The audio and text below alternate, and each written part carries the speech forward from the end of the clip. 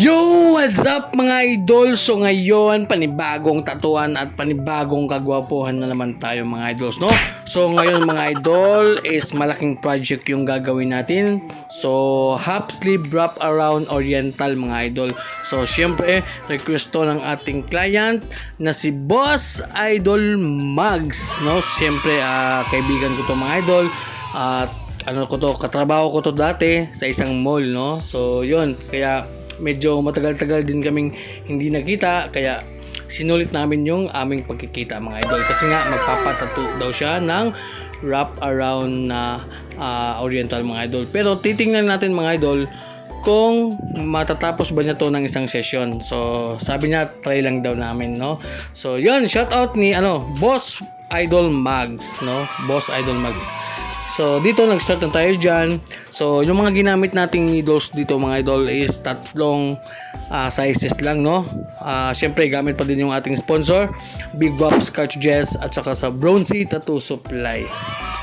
So yun, yung mga sizes is 7RS, 13RM at saka 15RM.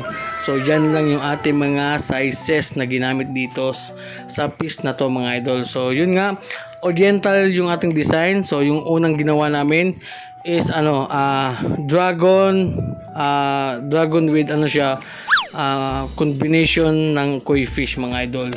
So yung katawan niya is koi, tapos yung ulo niya is dragon. So syempre request ng ating client yan para maganda daw, no? So tapos yung sa my forearm naman mga idol is hanyamas, no? So hanya siya mga idol, tapos may lotus flower. So yun, titingnan natin dito kung makakayanan ba or hindi. So dyan, siyempre gumagamit tayo ng color dyan, you know. Oo nga pala mga idol, so may kulay pala yung ating piece ngayon sa ating wrap around half sleeve mga idol. So yun, tapos natapos na pala tayo, you know. Shout out ni Boss Idol Mags, napakalaki ng katawan niyan mga idol. So ito na yung aming unang session mga idol. So hindi talaga natapos namin kasi nga medyo matagal yung aming session. So ito na yung aming final result after ng 7 hours of pain mga idol.